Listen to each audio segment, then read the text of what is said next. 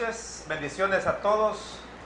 Le damos gracias primeramente a Dios por permitirnos estar nuevamente en un programa de Alégrese las Naciones. Amén. Donde sabemos que hay muchas personas que están pendientes del programa, que están pendientes también de escuchar, de aprender la palabra del Señor. Estamos acá con nuestros hermanos, hermano Yanuario, hermano Denis Rivera, y pues que Dios les bendiga y gracias por permitirnos entrar a la intimidad de sus hogares. Sí, nuevamente pues es un privilegio poder compartir con ustedes esta enseñanza de este día. Estamos estudiando el libro de Apocalipsis y anteriormente, en el programa anterior, nos habíamos quedado en el inicio del capítulo 6 sobre los sellos, de que ese es el pasaje que estamos estudiando, así que esperamos que esta noche usted pueda estar atento ahí y que estas verdades bíblicas puedan causar un impacto en nuestras vidas. Que Dios les bendiga. Buenas noches, hermanos, Dios los bendiga. Pues estamos siempre felices de poder estar con ustedes lunes y martes de 7 a 8 de la noche por JBN. Pues como dice el hermano, hoy continuaremos con el estudio de Apocalipsis y recuerden, siempre les decimos que algunas veces tomamos versículos de otros libros de la Biblia con tal de explicar o aclarar algunas cosas.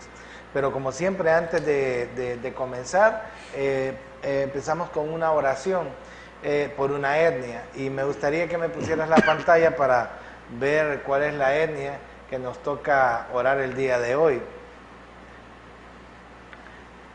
Vamos a ver cuál es la etnia.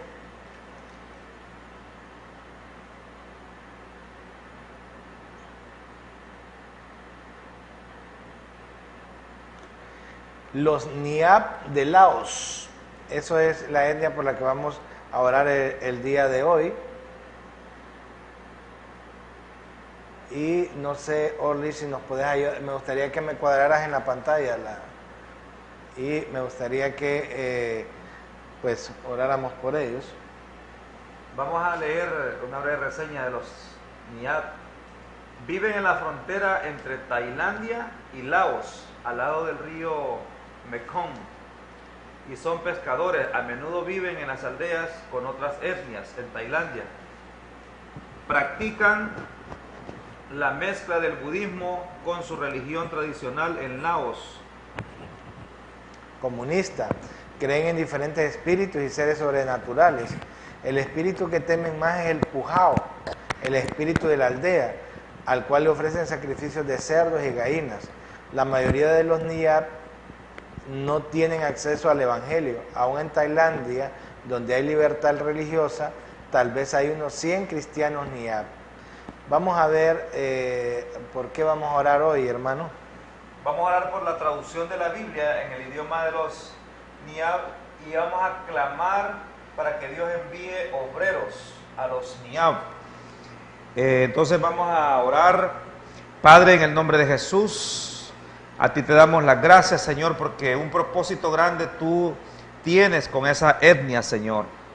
Te pedimos en el nombre de Cristo que en el idioma de los Niab, Señor, se traduzca la Biblia, se traduzca la palabra, Señor, y que ellos puedan, Señor, ver textualmente lo que tú les quieres decir, lo que tú les quieres hablar, Padre, en el nombre de Cristo, presentarte ante ellos, Señor, a través de la palabra, en el nombre de Jesús, Señor, que tú puedas utilizar, Señor, aún personas lingüistas, Padre, personas que escriban, Señor, la palabra en ese idioma de la etnia Niab. En el nombre de Jesús te lo pedimos y pedimos, Señor, y clamamos para que obreros, para que misioneros, Señor, no sabemos de qué país del mundo irán a evangelizar, Señor, pero pedimos que tú mandes, Señor, predicadores, obreros, misioneros, Padre, para que hagan tu obra, que puedan, Señor, hacer resplandecer tu palabra y que tu luz, Señor, les brille a estas etnias ahí en Laos, Padre. Te lo pedimos en el nombre de Cristo Jesús. Amén y amén. Gloria a Dios. Bueno, vamos a comenzar el día de hoy con nuestro estudio. Sepan ustedes que nosotros cuando venimos a hablarles de esto de la palabra, de estas enseñanzas, pues utilizamos y revisamos varios comentaristas para poder tener varios puntos de vista. Al final, pues nosotros tomamos uno, o les decimos que son uno o dos los más aceptados por los teólogos. Pero es importante saber que pues todo esto lo ponemos en las manos de nuestro Señor Jesucristo. Vamos a seguir con lo que hemos estado viendo, que es Apocalipsis, el libro de Apocalipsis. Me gustaría que me pusieras en la pantalla para que los que nos están viendo pues puedan ver. Ya vimos el capítulo 1, capítulo 2 y 3, que vimos las iglesias. El capítulo 4, cuando Juan es llevado al cielo, y allá puede ver pues a la iglesia ya gozándose.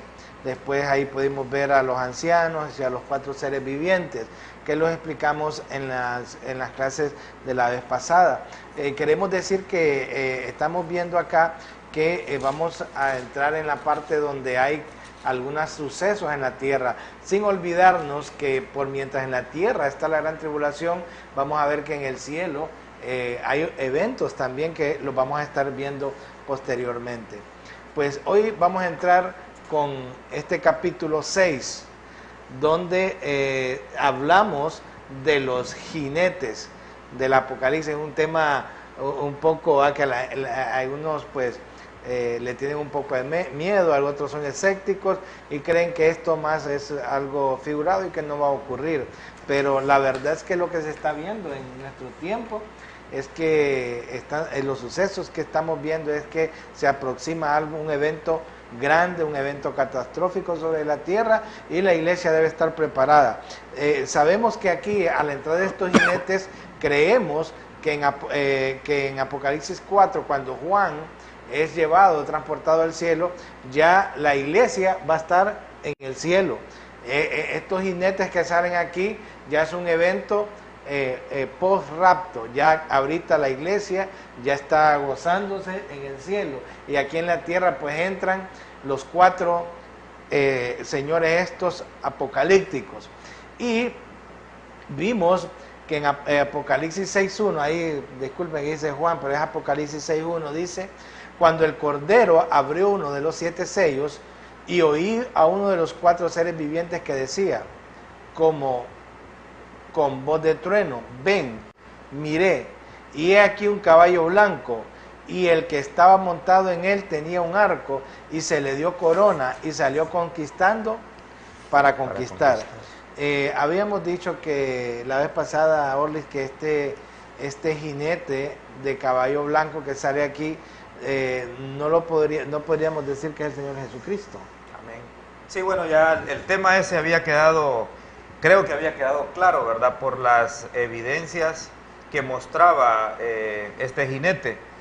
Y cuando vimos también a qué se refería cuando decía que tenía un arco, ¿verdad? No es una característica de Jesucristo. Entonces ya habíamos desvirtuado por muchas razones que no se trata de nuestro Señor Jesucristo.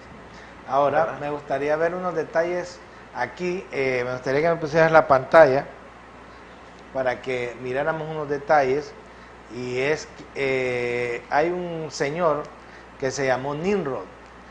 Estableció varias ciudades, Babel, Nínive, y llegó a ser poderoso y fue contrario contra Dios. Lo miramos en el libro de Génesis. Fíjense bien que él edificó la tierra de Asiria, Nínive, y esto es importante porque Nínive es Asiria, y él fue uno de los edificadores de esta ciudad. Esto lo estoy explicando para que más adelante miremos esto, que hay una pintura que la pintó Bruegel, pintó varios cuadros con el mismo tema tras su estancia en Roma. Esta se conoce como la Gran Torre de Babel. Fíjense bien, a la par tenemos una pintura hecha por un pintor reconocido, ¿verdad?, cuando estuvo en Roma, y le llamó la Gran Torre de Babel. Hay algo bien curioso, muy curioso, que nosotros estuvimos viendo en el libro de Daniel, que de Roma salían 10 cuernos, y de estos un cuerno, el cual lo explicamos bien en semanas anteriores, que consideramos que podría ser el anticristo.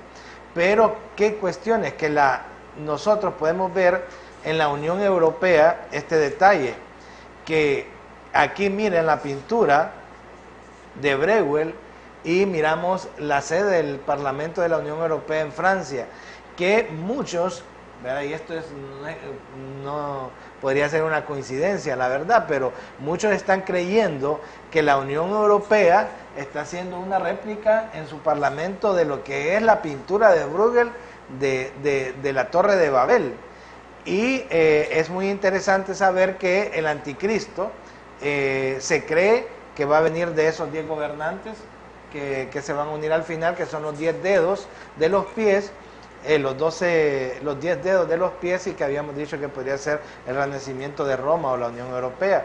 Y interesante es ver que ellos sacaron ese panfleto que dice que también miramos la Torre de Babel, un edificio en construcción que no se terminó de construir, y abajo dice Europa, muchas lenguas, una sola voz. Acuérdense que en la Torre de Babel Dios dispersó a la humanidad y los hizo que tuvieran muchas lenguas.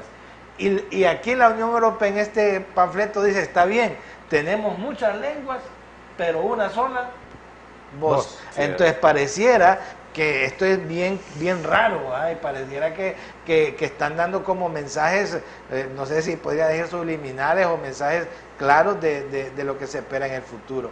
Y ahí está, Nimrod fue el precursor de lo que es la Babilonia, y después él fundó el imperio asirio. Cabe destacar que Isaías 14:25 dice, quebrantaré al asirio en mi tierra, y en mis montes lo hallaré, y su yugo será apartado de ellos, y su carga será quitada de su hombro. Muchos están pensando que con lo que vamos a ver más adelante, con algunas batallas del anticristo, que Dios lo va a derrotar en los montes de Israel, y está hablando del asirio. Y Nimrod fue el que construyó, el fundador de Asiria. También habíamos visto de Ireneo que él decía que él más se iba de la tribu de Dan, que Ireneo decía que el anticristo iba a venir de la tribu de Dan, por lo que dice Jeremías, ¿verdad? Desde Dan se siente el relinchar de sus caballos, el grito estrepitoso de sus corceles. Toda la tierra tiembla, vendrá a devorar el país, sus bienes, la ciudad y sus habitantes. Y dice después Ireneo, por esta razón la tribu de Dan no figura entre las que se salvan en el Apocalipsis. Fíjense bien, aquí tenemos dos posiciones, que el anticristo es el asirio, o viene de la tribu de Dan, y otros dicen que viene del imperio romano. Aquí en Pérgamo, fíjense bien que es interesante otro dato especial, que la iglesia de Pérgamo dice que yo conozco tus obras y dónde moras, donde está el trono de Satanás. Ese que está ahí, ustedes miran, es el trono de Satanás que estaba en Pérgamo y que fue llevado a Alemania en 1930, antes de la Segunda Guerra Mundial. Y ahí en Pérgamo le dice, Jesucristo le dice que es donde habita Satanás. Son datos importantes que podemos ir viendo. Bueno, siguiendo con esto, ahí vimos el primero, ahora nos vamos con el segundo sello. Cuando abrió el segundo sello, oía al segundo ser viviente que decía, ven. Entonces salió otro caballo rojo, y al que montaba, al que estaba montado, en él se le había concebido quitar la paz de la tierra, y que los hombres se mataran unos a otros, y se le dio una gran espada. ¿Qué podemos comentar, hermanos, de esta parte, ya entrando al jinete del caballo bermejo, el caballo rojo? Fíjate que yo quiero comentar acerca de los 4 jinetes, y algunos pensamos que es como juicios de una forma, que van de una forma cronológica, ¿verdad? Y que esto pues antecede, o algunos creen que es en el momento que está pasando en el cielo, que salen estos jinetes, están ocurriendo. Por eso hablamos de un accionar cronológico. de estos 4 jinetes, ¿verdad? Que vemos que son 4 jinetes y aquí también se muestran 4 seres vivientes en este libro.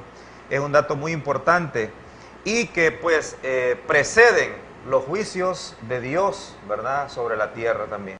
Sí, es interesante ver que el primer jinete sale representado con el jinete con un caballo blanco y con un arco en sus manos, pero no lleva las necesarias flechas. Realmente nos habla de una revolución pacífica o política, como podríamos decir. Sin embargo, este segundo jinete difiere mucho del primero porque este sí aparece con una gran espada. A este se le dio una gran espada, lo cual simbolizaba la lucha que se tenía de cuerpo a cuerpo entre los ejércitos enemigos. Entonces, este segundo sello realmente contempla ejércitos invasores en una feroz guerra. El color rojo simboliza una guerra sangrienta, de una u otra manera. Lo rojo siempre nos lleva hacia algo realmente terrible, una lucha y algo que termina en algo realmente muy sangriento. Fíjense bien que qué bonito que nosotros podríamos ver en todos estos detalles que va a llegar un momento que la tierra se va a llenar de guerras. Y acuérdense que Jesucristo dijo que antes de todas estas cosas dijo que habrían guerras y rumores de guerra. Pero aquí sí ya se está desatando, como muchos lo tildan, el infierno sobre la tierra. Fíjate lo que dice también el versículo, ¿eh? Y el que lo montaba, dice, le fue dado poder para quitar la paz de la tierra. Este es un dato bien curioso y muy importante. Y también le permitió confundir a los hombres para que se matasen los unos a los otros.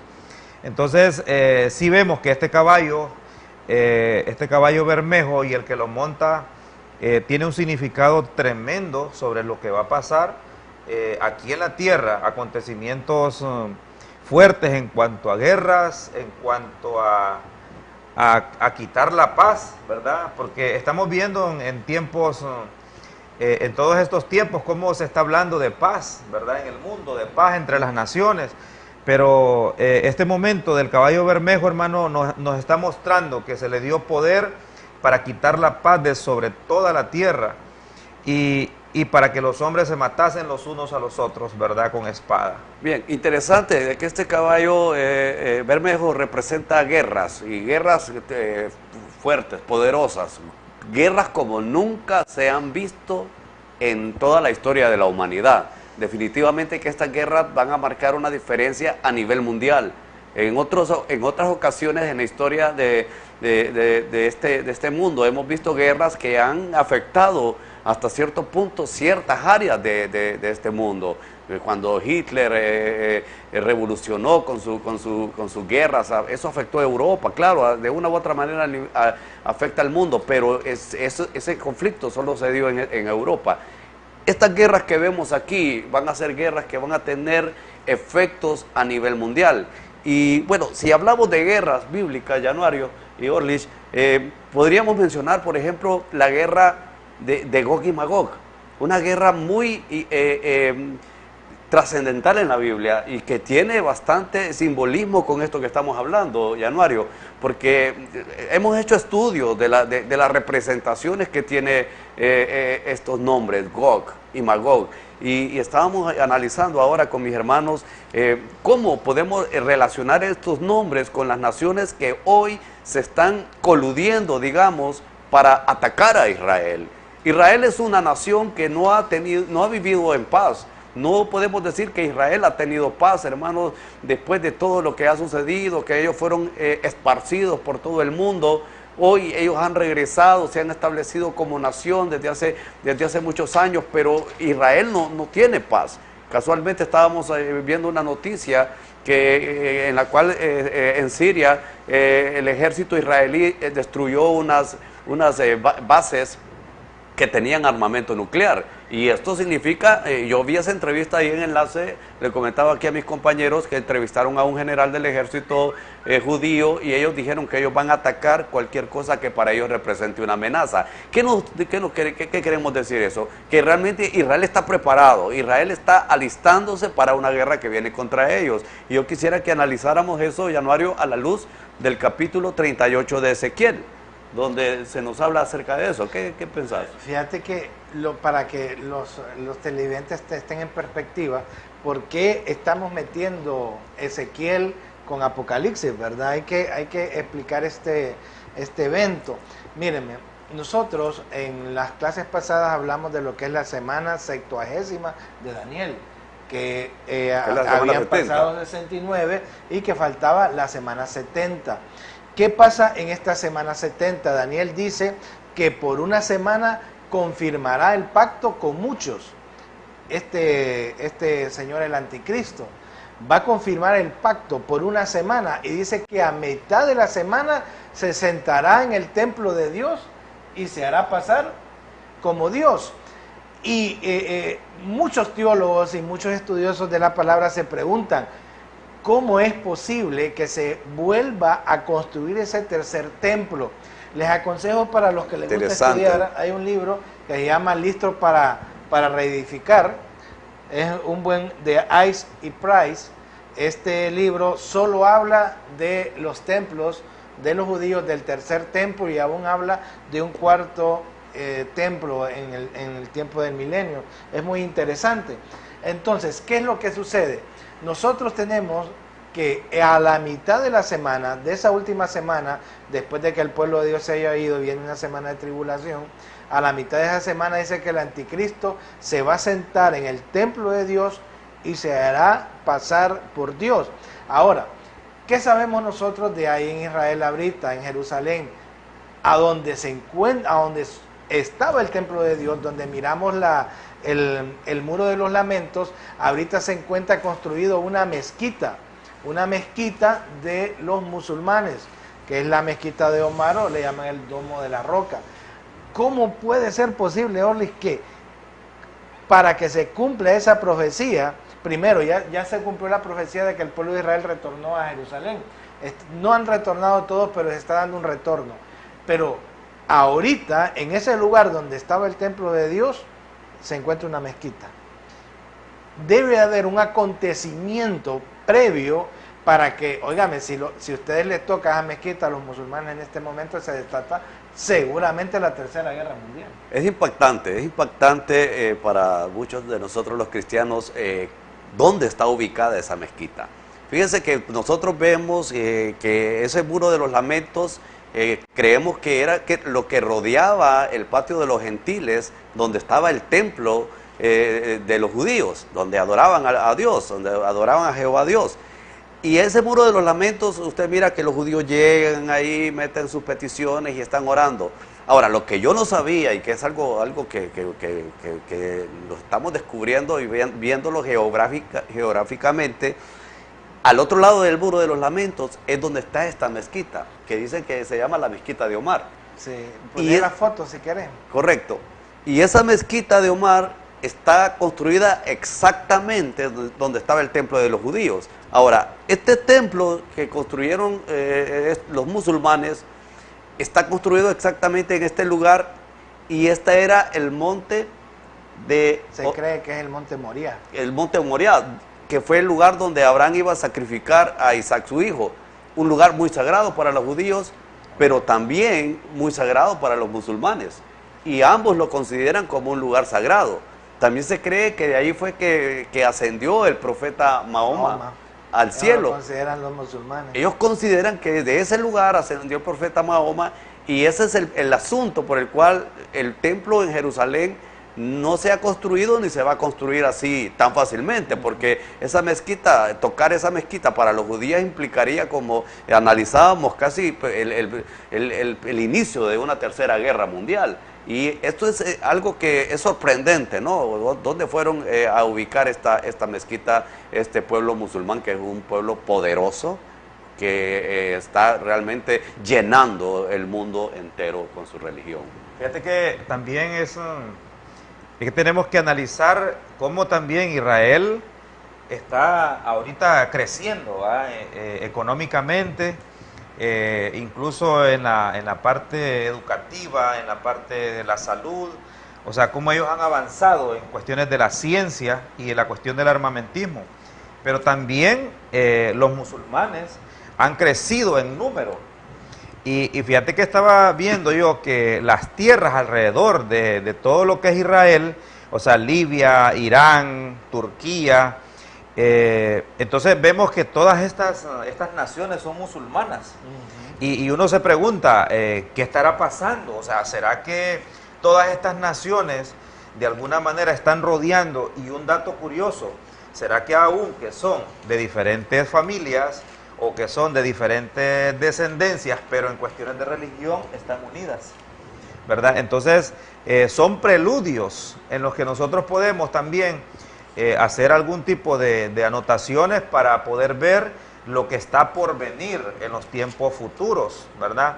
Esto a nosotros también nos trae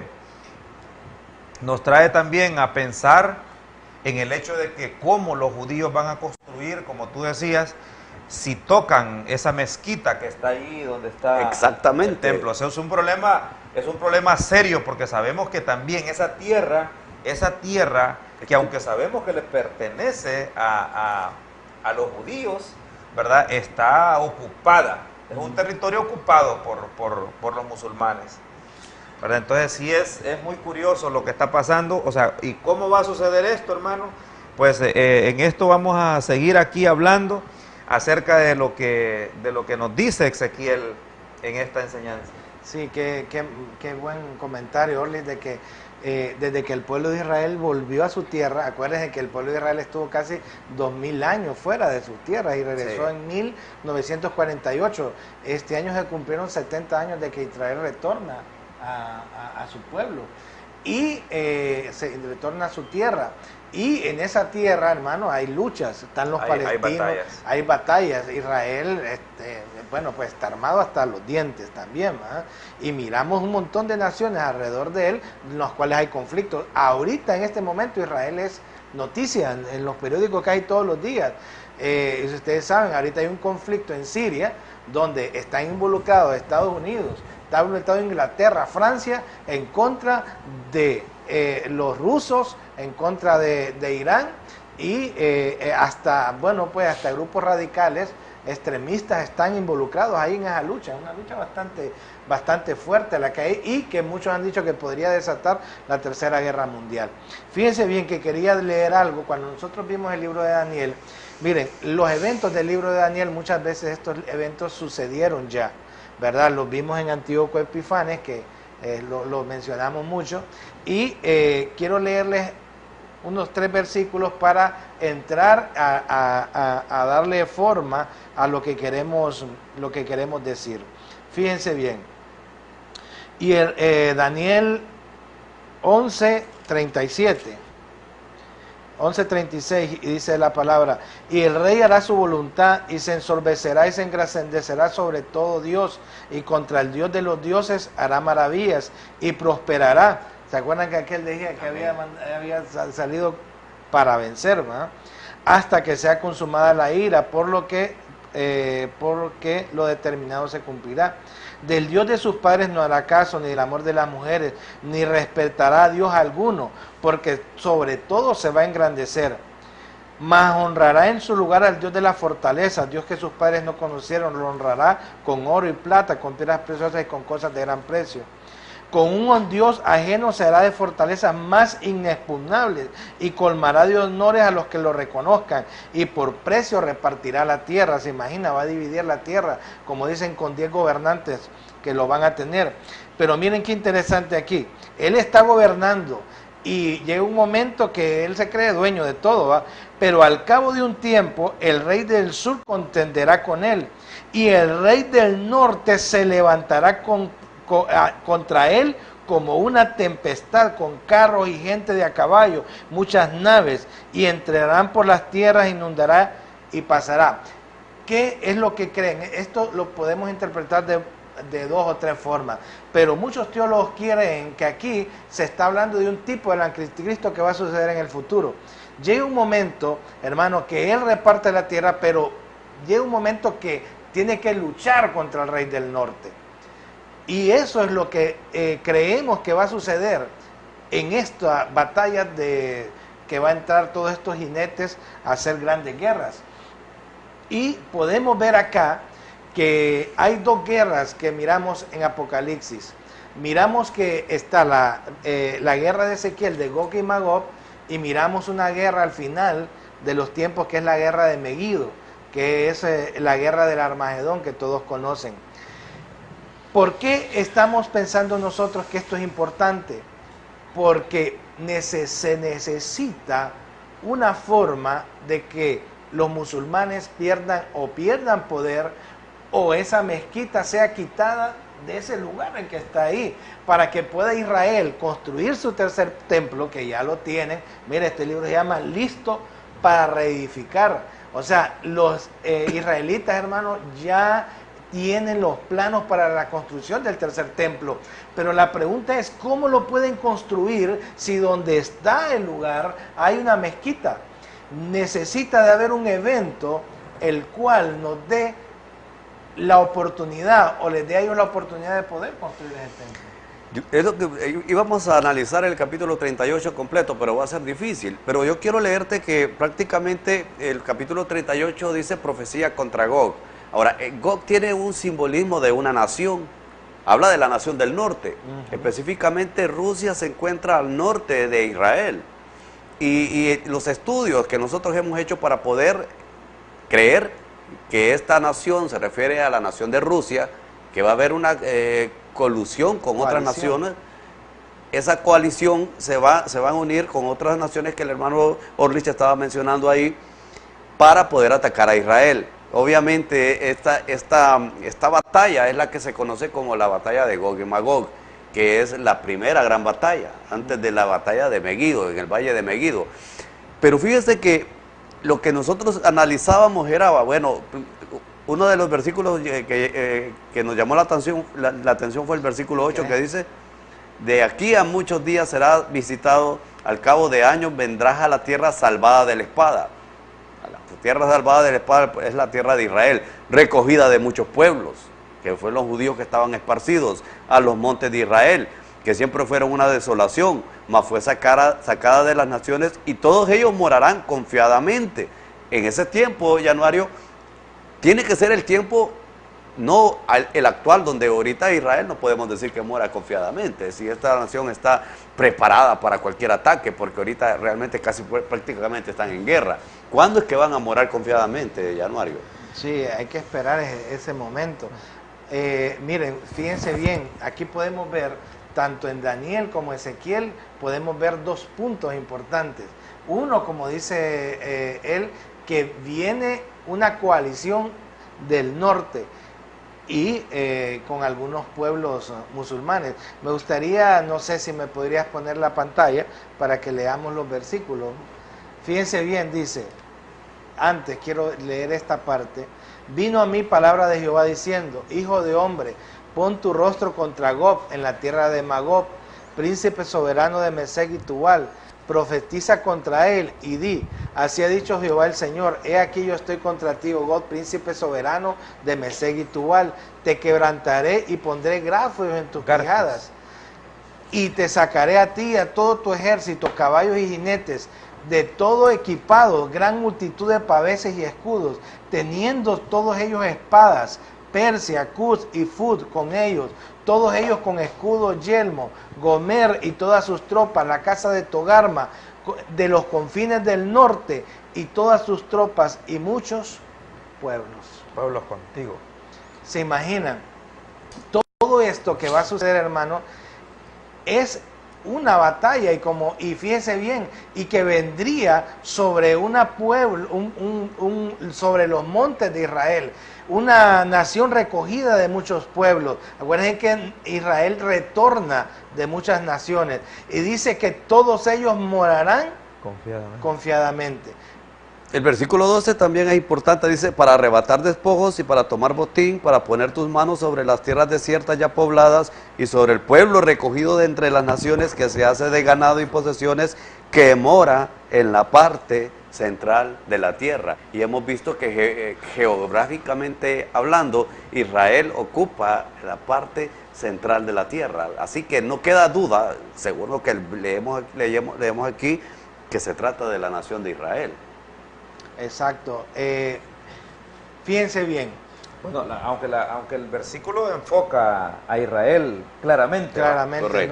queremos definir como Gob, ¿verdad? Cuando hablamos, porque habla del norte.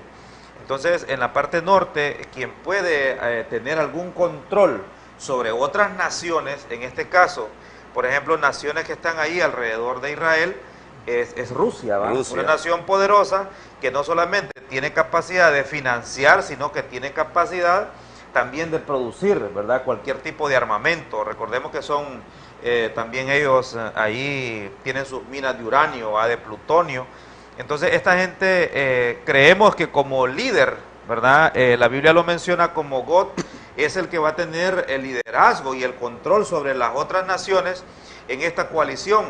Es una alianza, ¿verdad? Que va a haber, pero va a haber alguien que la coordine, ¿verdad? Va a haber un líder, un rey, como lo manifiesta aquí Ezequiel. Entonces, y aquí vamos a ver cómo a través de la religión, ¿verdad? Va a ser una forma en la que ellos van a poder controlar esto. Una religión, claro, que antagoniza completamente con la religión judía, ¿va? Poner el mapa que está enfrente para que miren. Aquí, este es un mapa de 1984. Ahí miramos a dónde se ubican a Magog. Fíjense bien, lo ubican casi un poquito arriba del mar Negro, y entre el Mar Negro y el Caspio. Y ahí se ubica Magog. Gomer, Togarma lo ubican en la parte de Turquía. Y ese mapa, hermano, es importante, porque ahí ubica algunas naciones, sí, como dijiste, Jorlis. Todas estas naciones, fíjate bien, la parte de abajo de Rusia, donde son las naciones que se han separado, casi todas tienen, óyeme, son musulmanes. Sí, sí. Óyeme, son musulmanes. Todas estas naciones creen en Alá y están en completo, muchas veces en constante pelea con Israel.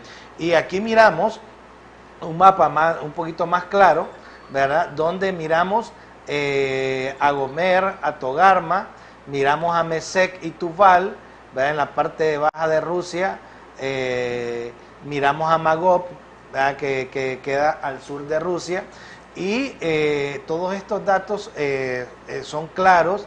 Y sí tal vez los teólogos se disputan la parte de que Magog sea Rusia, ¿va? Porque está un poco al sur, pero Josefo dice que los magogitas eran un pueblo escita que vivía en las estepas rusas. Y eso pues lo dice Josefo, aunque también hay teólogos que hasta piensan que Josefo está equivocado, pero viéndolo a la luz de los acontecimientos que están pasando ahorita, ¿cuál es la alianza que se está dando? O sea, es increíble ver cómo la Biblia está tomando, como que se está clarificando al ver la alianza entre Rusia y los países árabes. Es una alianza que se está viendo. Y fíjate que va a haber también de repente quienes aparenten e interceder por esto. De repente algunas organizaciones que puedan hablar. Mira en el versículo 13 cómo nos dice: Sabá y Dedán y los mercaderes de Tarsis y todos sus príncipes te dirán, hablando de Gog, ¿has venido a arrebatar despojos? ¿Has reunido tu multitud para tomar botín? ¿Para quitar plata y oro? ¿Para tomar ganados y posesiones? ¿Para tomar grandes despojos? O sea, va a haber como de repente una pequeña intervención, pero más que todo política, Januario, porque no dice aquí que ellos hicieron algo. como ahora pues, en estas organizaciones internacionales, que se hacen muchos planes y muchas intervenciones, pero al final de cuentas no se llega a nada. Aquí va a ser prácticamente Januario como quien dice, ¿qué es lo que quieren hacer ustedes? Está malo lo que están haciendo, pues van a atacar a esta nación, pero al final de cuentas no van a tomar cartas en el asunto. Y si vos te fijas, Seba y Dedán es Arabia Saudita. Ajá. Y Arabia Saudita tiene una alianza fuerte con los países occidentales, ¿no? Con Estados Unidos, perdón. Con Estados Unidos. Y es como es, ¿verdad? Que estos son los que solo como que levantan su voz. Y Tarsis, que también sale ahí, que también sale levantando su voz, Tarsis estaba en España.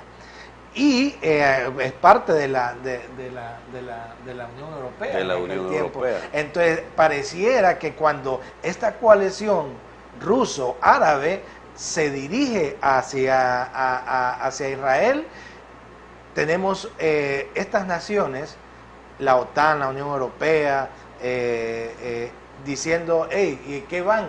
¿Por qué van? Pero al final pareciera que no ponen ninguna fuerza ahí. El versículo es claro, no dice que hacen algo, simplemente dice Sabá, Dedán y los mercaderes de Tarsis y todos sus príncipes, hablando de estas naciones. Ahora, que vos hablas. Enfocamos entonces lo que hablábamos acerca de God. Si lo definimos y decimos nosotros que el que evidentemente en estos tiempos se podría decir que es God con mayor seguridad, estamos hablando de Rusia. Pero Ezequiel en el capítulo 5 menciona Persia, ¿verdad? Irán. Que es Irán, menciona Cus, ¿verdad? Y Fut, que es Sudán, y Fut es Libia. Fut y Fut en Libia. Poner el mapa. Dice, y con ellos, con escudos y yelmo. En el capítulo 6, Ezequiel menciona Gomer y todas sus tropas de la casa de Togarma, de los confines del norte, ¿verdad? Entonces, y sus tropas de muchos pueblos contigo. O sea, es una coalición, ¿verdad?, entre Persia.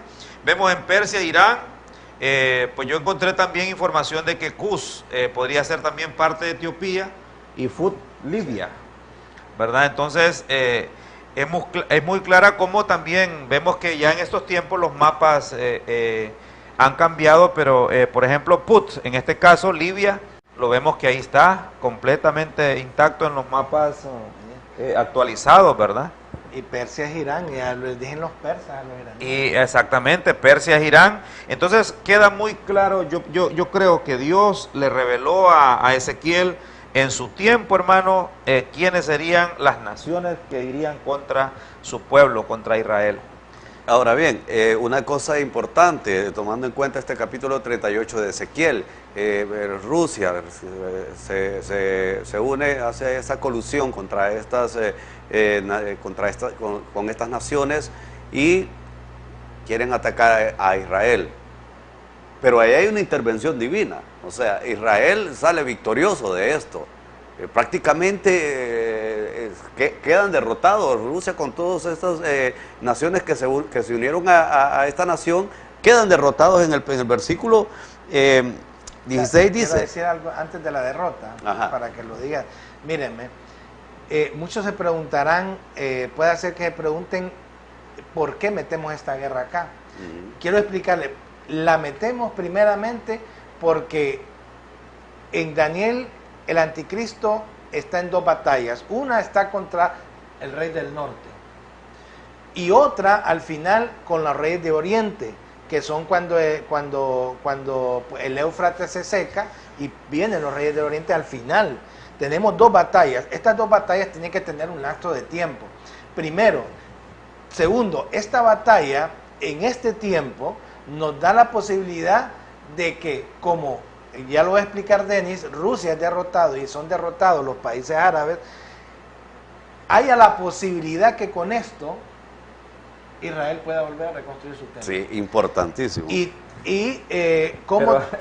Recordar, aclarar de que ya en este tiempo, hermano, ya ha sucedido, ¿verdad? Ya vimos el tema del rapto. Ya no está. ¿Verdad? Ya la iglesia no está aquí, hermano, ¿verdad? Para que continuemos con este tema. Fíjense bien que los teólogos se han debatido si, mire, hay tres, que la guerra de Gog y Magog es al principio de la gran tribulación, en medio de la gran tribulación y al final. Descartamos al final porque ahí es la guerra contra Jesucristo, que es la guerra de Meguido. La descartamos al principio porque todavía Israel no ha entrado en ese tiempo de paz, que es el tiempo de paz que le da el anticristo, porque dice en Ezequiel que va a estar confiadamente Israel. Así es. Entonces, creemos que tampoco no es exactamente la mitad, porque ya se necesita que el templo esté construido. Entonces, esta guerra con el caballo bermejo tiene que ser un poco antes. Casi llegando a la mitad. Casi llegando probablemente, a la mitad. ¿no? No podemos tener exactitud. Ahora, lo que me llama la atención es, viendo la perspectiva de esta batalla, dice en el versículo 15, refiriéndose a Gog, que decimos que interpretamos que representa a Rusia con las naciones coludidas. Vendrás de tu lugar y de las regiones del norte, tú y muchos pueblos contigos, todos a caballo, gran multitud y poderoso ejército. Y subirás contra mi pueblo Israel como nublado para cubrir la tierra. Será al cabo de los días y te traeré sobre mi tierra. Mire, es Dios quien ha levantado ese espíritu de estas naciones para que vengan contra Israel, dice. Y te traeré sobre mi tierra para que las naciones me conozcan. Oiga bien, para que las naciones, ya ahí hasta el evangelio va metido en medio de esta batalla. Para que las naciones me conozcan cuando sea santificado en ti, oh Gog, delante de tus ojos.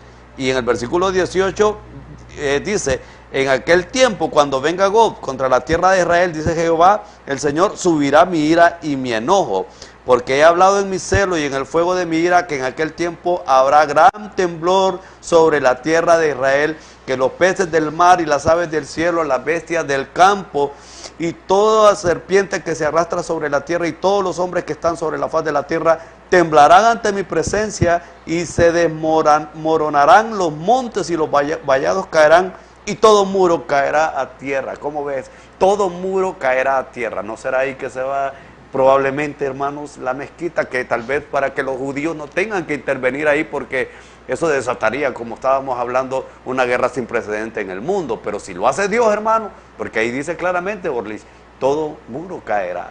Quiere que no va a quedar en pie esa mezquita ahí. Fíjate que antes de que pase lo que todos esperamos, ¿verdad? Claro, nosotros sabemos que siempre el Todopoderoso, ¿verdad?, saldrá triunfador de cualquier batalla que alguien quiera librar contra él. Pero cuando vemos el escenario preparado de todas estas naciones contra ese país tan pequeño, hermano, y algunos dicen, bueno, pequeño, indefenso, vemos un gobierno tan poderoso como Gog, hasta los nombres, ¿va?, que Ezequiel menciona ahí, Magog. O sea, estamos hablando de algo sin precedentes, sin medida, ¿verdad? Ejércitos completos, hermano, naciones enteras llegando ahí para desmenuzar, podríamos decir, al pueblo de Dios, ¿verdad? Para desmenuzar a Israel. Entonces, todos vemos como algo imposible, como una guerra desigual. No sé, ustedes qué piensan de ver a todas estas naciones en la coalición, pues, para destruir completamente a Israel. ¿Cuál es el propósito del enemigo? O sea, ¿qué entidades, están aquí detrás de estos reyes, de estos gobiernos, hermano? Entonces sabemos que hay gobiernos fuertes, gobiernos sanguinarios, malvados, diabólicos, podríamos decir, que están detrás de toda esta guerra que se va a ejecutar.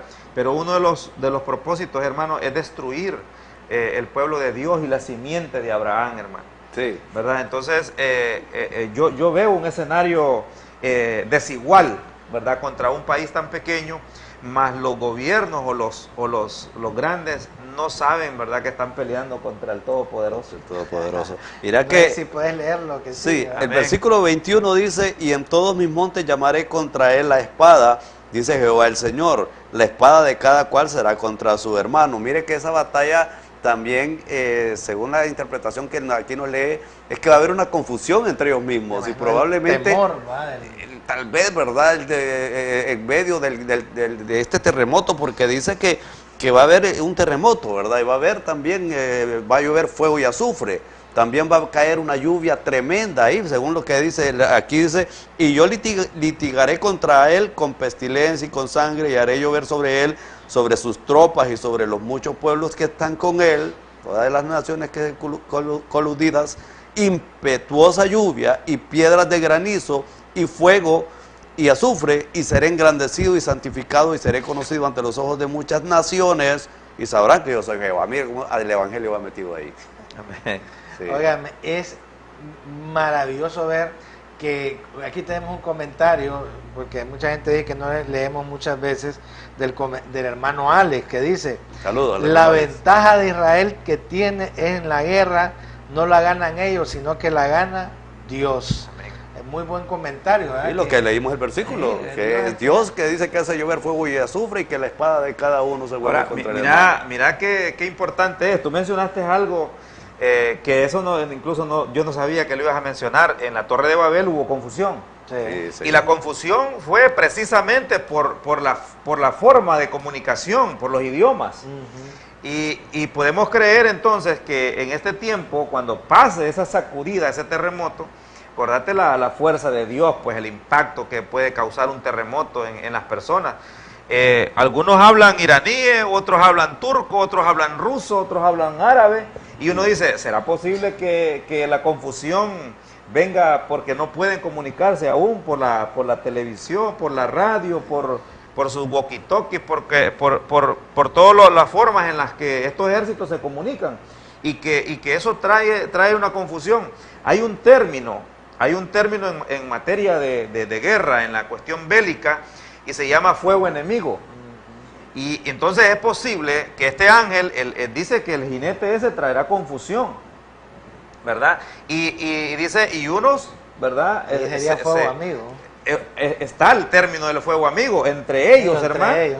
¿Verdad? Se estarían matando entre ellos, se estarían disparando, incluso misiles, Sí, cohetes, ¿verdad? Entrarían en ese fuego amigo, y esto traería, hermano, el cumplimiento, hermano, de esta profecía en el jinete bermejo. ¿Y qué se lograría con esto? Que se abre el paso. Hay una cosa que sí, Importante. que podría suceder, que se cree, muchos creen que el anticristo se va también a atribuir algunas victorias y algunas cosas de esto, porque eso le va a dar a él más fama. Y acuérdense que él está en un pacto con Israel, y esto va a abrir las puertas para que se pueda construir. Va a ser favorable el panorama para el anticristo. Poneme la diapositiva, solo para que... Yo sé que a una gente no le gusta que uno ponga algunas fotos ahí, pero la representación, cuando pongo a Jesús o a Dios en algo, no es por falta de respeto, sino solo para que algunas personas pues entiendan un poquito más estas cosas. Me gustaría que me pusieran sí, es más que todo una figura. Me gustaría que me pusieran la diapositiva.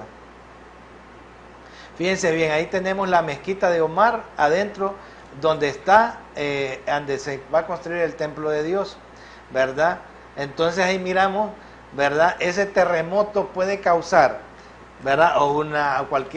Pensamos que un terremoto podría causar que la mezquita de Omar se derrumbe, y eso nos daría paso a que se construya el tercer templo.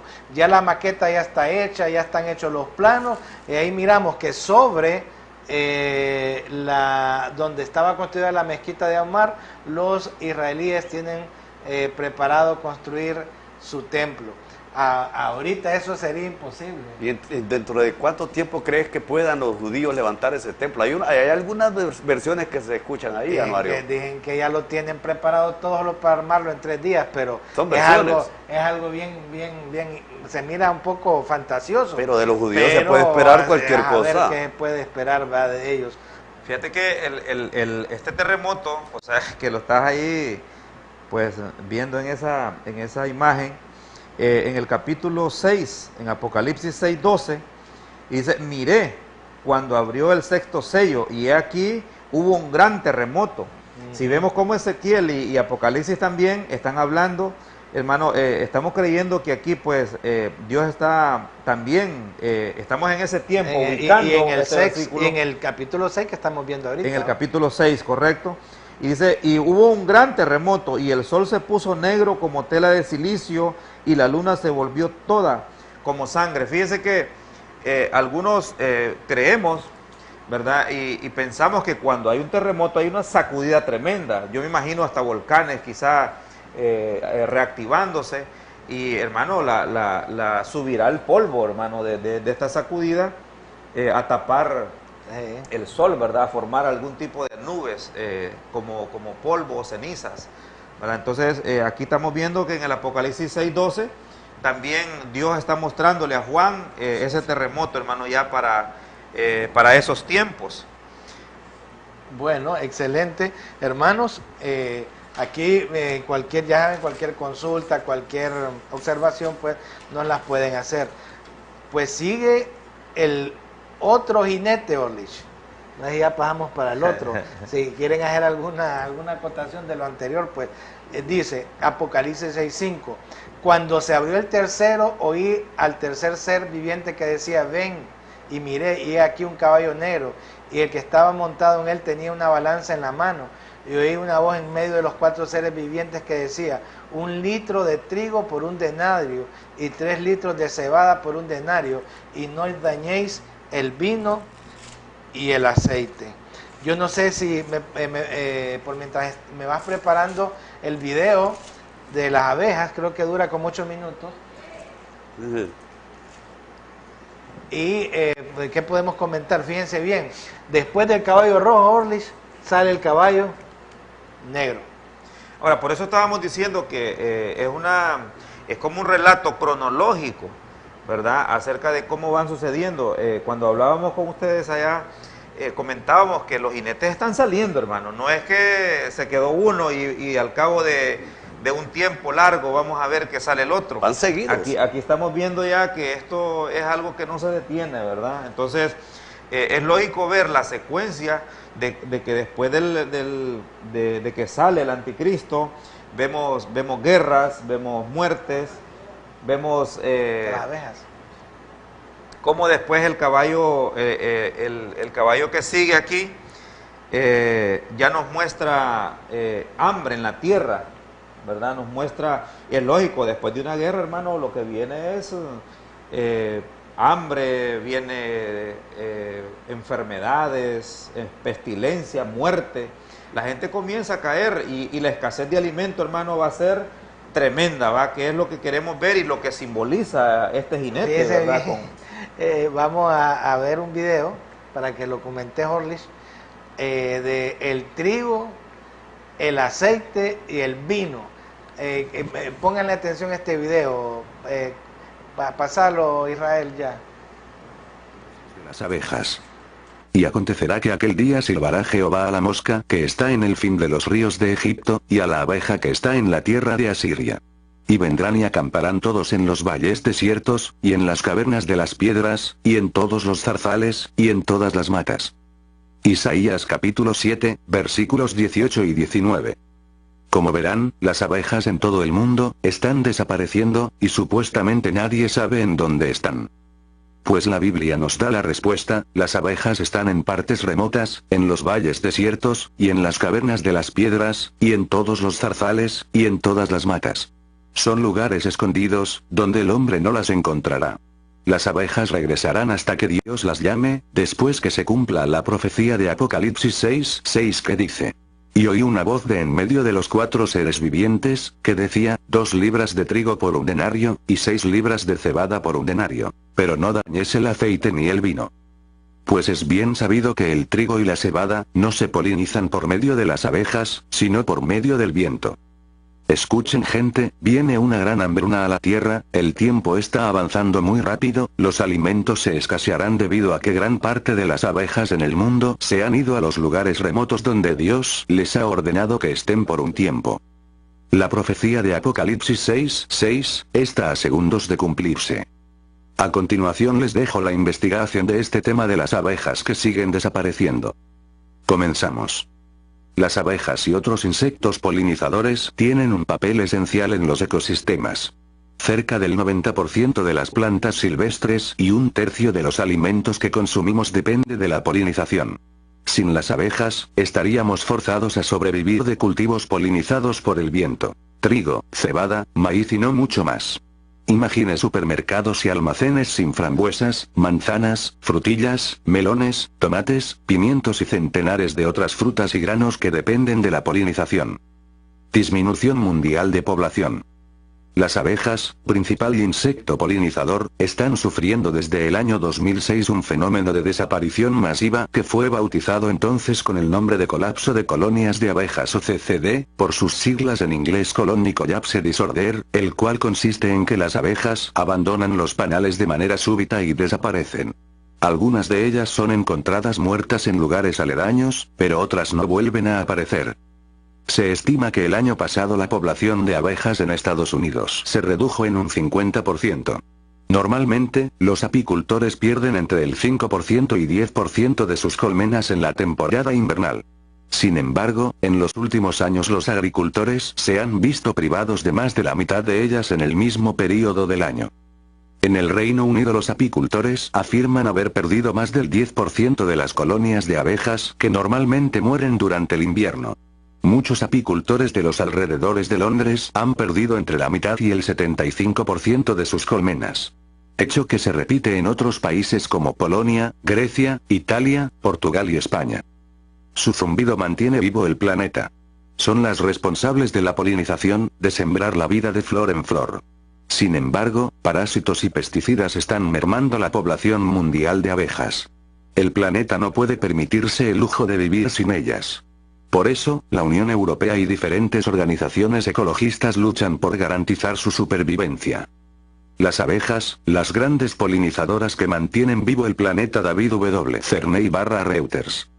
Si la abeja desapareciera de la superficie del globo, al hombre solo le quedarían 4 años de vida. Sin abejas, no hay polinización, ni hierba, ni animales, ni hombres.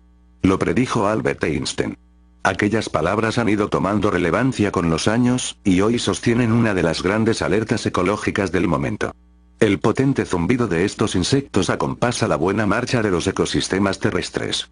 De flor en flor, cada una de las 20.000 especies contribuyen a perpetuar la vida a través del polen, ese oro negro que arrancan del interior de las flores. Ahora, corren peligro de desaparecer. Sin ellas, el mundo se quedaría sin su mayor séquito de polinizadores naturales. Su extinción abriría un episodio apocalíptico en la humanidad. La Organización para la Agricultura y la Alimentación de las Naciones Unidas FAO estima que de las 100 especies de cultivos que proporcionan el 90% de los alimentos a nivel mundial, 71 son polinizadas por las abejas. Un servicio gratuito que ayuda en el día a día a los agricultores, alimenta la producción de miel, sustento de los apicultores, y beneficia a todos los habitantes del planeta. No obstante, en esta laboriosa tarea de polinizar el campo, las abejas cuentan con la inestimable ayuda de otros compañeros menos populares. Hay insectos solitarios, y anodinos para la mayoría, que son tan importantes como las abejas, aunque no sean insectos mimados por los colmeneros, explica a Investigations la bióloga y periodista Mónica Fernández Aceituno. Hay una ciencia también un poco desconocida para casi todos que se llama antecología y que estudia precisamente esta relación del insecto con la flora a través de las anteras. Quiero decir que estamos ante un mundo, el del pecóreo, y ante un problema, la polinización, mucho más amplio que el de las abejas domésticas. Los apicultores no han dejado de insistir en esta alerta. Llevan más de una década denunciando el descenso de la población de abejas y la pérdida de las colonias, sobre todo en Europa Occidental y, especialmente, en Francia, Bélgica, Suiza, Alemania, Reino Unido, Países Bajos, Italia y España. Sin embargo, no fue en 2006 cuando sus palabras comenzaron a escucharse, incluso más allá de la comunidad científica. Entonces, los científicos estadounidenses acuñaron el término trastorno del colapso de colonias CCD. El colapso de colonias se basa en la desaparición lenta pero constante de las abejas obreras, las peonas de la colmena. Su pérdida deja desamparada a la abeja reina. Jaque mate a la colmena. Sus enemigos, con nombres propios. La Autoridad Europea de Seguridad Alimentaria EFSA advierte que no existe un único enemigo a vencer por las abejas. Su situación es consecuencia de la convergencia de diferentes factores. La agricultura intensiva y de monocultivo sostenida a través de pesticidas así como la existencia de especies invasoras explican por qué han saltado las alarmas sobre su peligro de extinción. De acuerdo con Mariano Higes, investigador principal del Centro Apícola de Marchámalo, Guadalajara, son dos los asesinos letales de las abejas. En concreto, el ácaro Varroa destructor, y el microhongo Nosemaceranae. El Varroa destructor es el responsable de la minusvalía que padecen las abejas.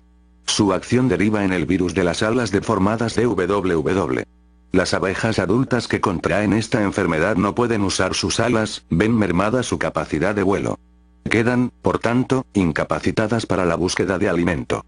Al hacerse endémico, la colmena sufre las consecuencias de falta de alimento. Desaparece. Por su parte, el microhongo Nosemaceranae es el parásito exótico culpable de la nosemosis.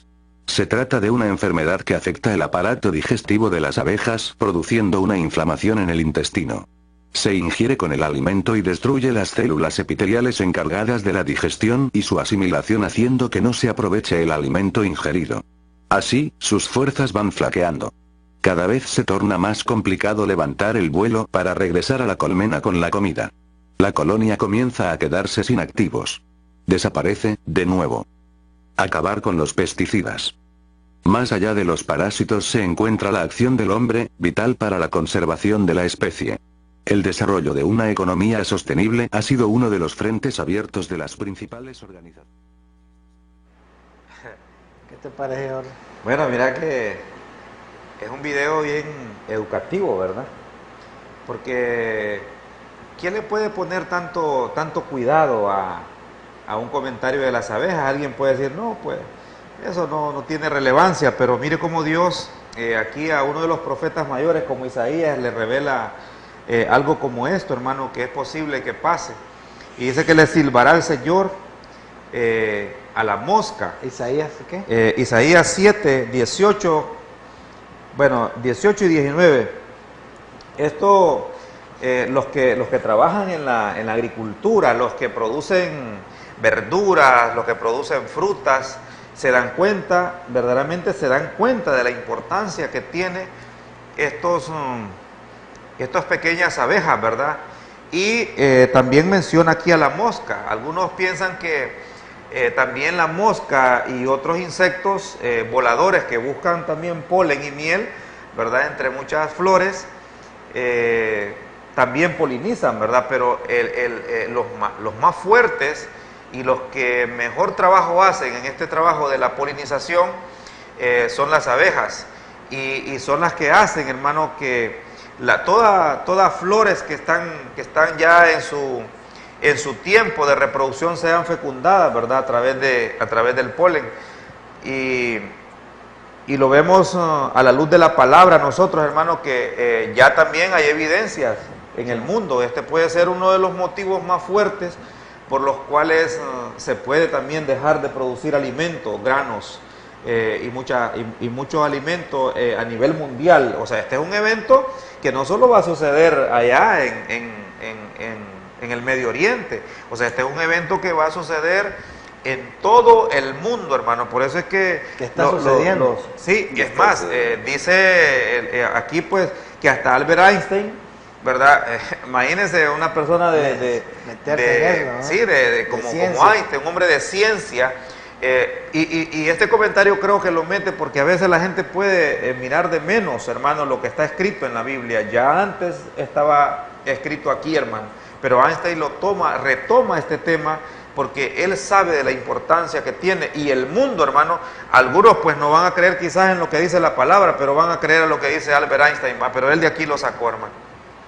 Fíjate que es bien importante porque él dice que si desaparecieran las abejas, la humanidad solo duraría 4 años más. Decía Januario ayer, yo creo que exageró un poco Einstein, pero si tomamos en cuenta que fue el premio Nobel de física, un tipo que para llegar a esta conclusión, estoy seguro que tuvo que haber hecho números minuciosamente, Januario. ¿Cuánto tiempo tarda en que dejen de producir los árboles, sus frutos, y para que el hombre pueda sobrevivir sin poder tener frutos? Se afecta toda la vida animal, silvestre y todo, y realmente pues pienso que un genio como él tuvo que saber Y exactamente. cómo, ¿Cuánto consumimos? Digamos, si ves cuántos quintales de maíz y de frijoles se consumen en Honduras, en Nicaragua, en El Salvador, y si aquí se acaban, hermano, ¿y de dónde vamos a traerlos? Y allá también están pasando lo mismo. Entonces, cada año las cosechas se van dando y las naciones se van proveyendo de alimento, pero si no hay producción, hermano, el alimento se acaba. Orlis, y Se esta acaba. parte que vos la dominás, no dañéis, dice Apocalipsis 6:6, no dañéis el vino y el El aceite. aceite, correcto. ¿A qué se debe eso, Orlis? De que dice que no, eso, todos los alimentos, dice el vino y el aceite, no lo dañen. Sí, bueno, se cree que las abejas no polinizan las flores de la palma africana, por ejemplo, de donde se extrae el aceite, ni las que producen la Los uva, viñedos. ¿verdad? Los viñedos. Entonces se polinizan a través del viento. Pero fíjate que hay algo curioso aquí. En el capítulo 7 dice que también Dios tomará control de los vientos, ¿verdad? Entonces, cuando dice que no dañes el vino y el aceite, o sea, yo le decía al hermano Denis, ¿de qué sirve que haya vino y que haya aceite? Pero no tenés que cocinar, ¿te vas a comer el aceite? Sí. Entonces, quizás va a haber aceite y va a haber vino disponible, hermano, pero no va a haber con qué comprarlo, porque la gente que producía alimentos, hermano, sus finanzas se acabaron y también ya no hay forma cómo producirse. Entonces, pero Dios también va a tomar control de ese tipo de cosas, aunque sí estamos creyendo que va a haber vino y aceite, pero nadie lo va a poder comprar, hermano, va a ser inaccesible. Solo de esos Algunos cosas. comentaristas dicen que posiblemente algunos que tengan dinero guardado o oro o algunas cosas de esas van a poder acceder, ¿verdad? Y poder comprar vino y aceite. 1 litro de trigo por 1 denario. Es importante eso. Fíjese que el historiador griego Heródoto habló de una medida de trigo, de cebada, como la ración de consumo diario de un soldado. Claro, un denario era en aquel entonces una moneda que representaba el salario mínimo diario de una persona. ¿Cuánto, Orlis, decíamos que podría ser el salario diario de una persona hoy, de un jornalero? Porque ese era el salario mínimo que representaba una moneda que era un denario. Y eso significa que va aproximadamente, pongámosle unos 400 lempiras diarios que puede ganar un jornalero, un salario digno. El salario mínimo ahorita es de 8.000, 8.000 creo que y subió fracción, como 9.000, correcto. ponele que son como 300, 3 por 3, 9. Por ahí, pero tomando la cultura de ellos, ¿verdad? Que es un país donde se paga mucho mejor que aquí. Aquí pues se paga por eso, pero allá ponerle los 500 lempiras. Y significa que una ración, una libra de arroz va a costar 500 lempiras. O 400, póngale, es algo inconcebible. ¿Quién va a poder vivir así? Solo los ricos y las personas poderosas en esta tierra. Sí, se imagina, mucha gente ha dicho cuando no dañes el vino y el aceite es que va a haber alegría y la unción, pero verdaderamente cuando lo miramos literal es que va a haber una escasez y el anticristo ya se está preparando. Hay empresas que como Monsanto que venden transgénicos. Esos productos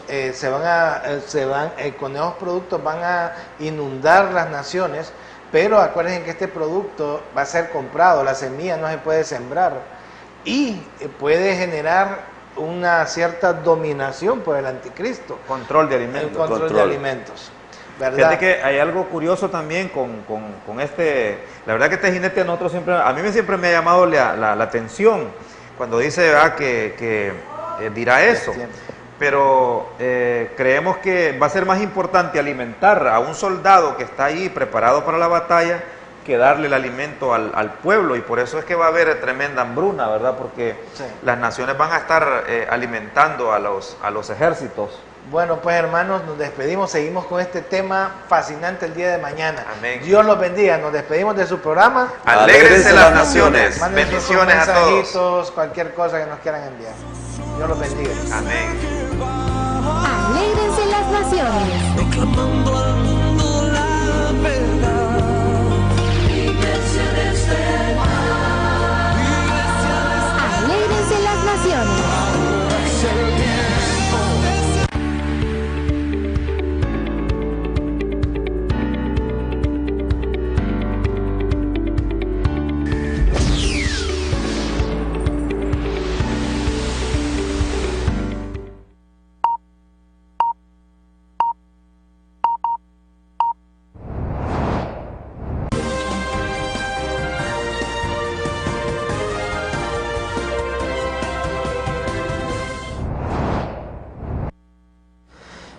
te ilumine poderosamente. Es con mucho placer que yo entro en su hogar a través de este programa de la Nación de Vencedores una vez más. No apague su televisor, no cambie de canal. A donde usted se encuentre, allí la luz de Dios, ella